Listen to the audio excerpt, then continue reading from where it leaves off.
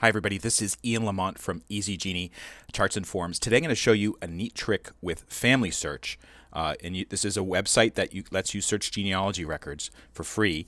And what we're going to do is we're going to use FamilySearch to, first of all, find an ancestor in a special database of cemetery headstones, and then use the results of that search to see if anybody else was buried in the family plot.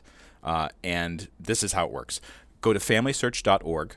Log in, click on search, select records.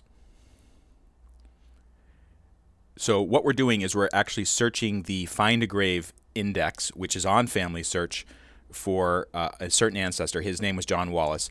I'm going to select more options because I want to show the death date, and this will make it a little easier to find the person we're looking for. So I'm going to click more options. So the first name, his name was John.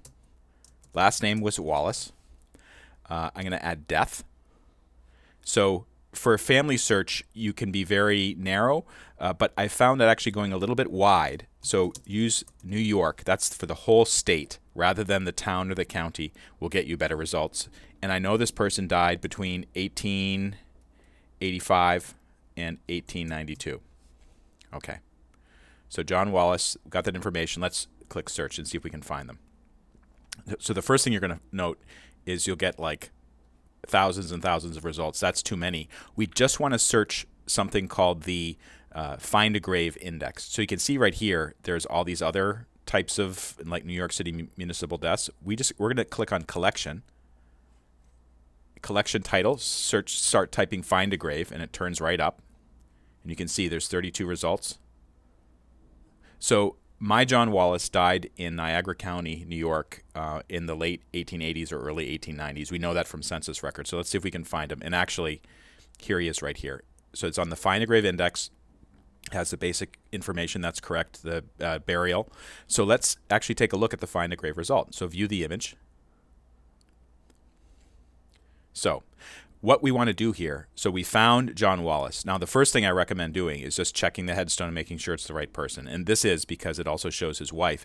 But I also want to see if we can find out other information, maybe other relatives who were buried in the same plot. So it gives you the information about the cemetery called Price Cemetery, and also it shows the lot number. So this is really important. And of course, we have his last name. So what we're going to do in Find a Grave, once we know the cemetery where he's buried and the lot number, click the cemetery name. It gives a little description of where it is, where it's located, blah, blah, blah. But go down and you can see search memorials in Price Cemetery. This is fantastic. So what I'm going to do, first of all, is I'm going to search for last name. So we know his last name was Wallace. This is going to turn up everybody in this particular cemetery whose last name was Wallace. And let's see what happens. So this is really good. You can see that there's all kinds of people with the last name Wallace, and they're all in the same plot. So that's really helpful. So here's Earl Wallace. You can take a look at that. So it gives, this is great. It gives the date of birth, August 12th, 1889, and the date of death, which was 1971. So this could be really, and also the fact that he was apparently he was served in the military at some point, probably World War I. So this is really great information that you can put into your genealogy software program, or if you're using paper charts, you can write that down. But let's continue, because we know that we found all those Wallaces who were located. So let's go back here. Who were located in this particular cemetery. Let's actually search a little bit more and see if we can see if there's anybody else in lot 121, because maybe there's somebody in lot 121 who doesn't have the last name Wallace. So let's get rid of Wallace. Select more search options. And there's a field that says plot. So we know the plot number. It's 121. You can also select other things to refine your search. And let's click search and see what turns up. All right, so these are all the people in 121. And we've already seen these names before.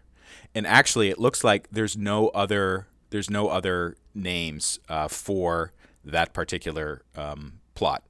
Lot 121. So it's only people with the last name Wallace.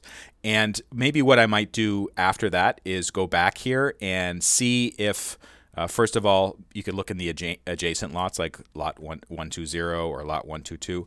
The other thing to do actually is to go to the cemetery, like make plans to make a trip to a cemetery and actually see the layout of all of the stones, see who's nearby. Sometimes stones may be there, but nobody photographed them, or there's no last name.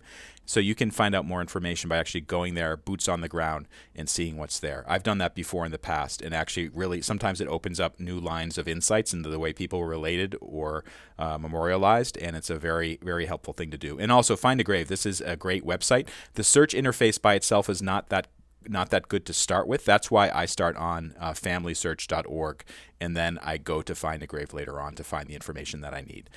This is Ian Lamont from Easy Genie acid-free charts and forms printed in the United States, and we also have fillable PDFs that you can type into and print out at your leisure or share with relatives or whatever. Go to easygenie.org to find out more information. This is Ian Lamont. Thank you so much for watching.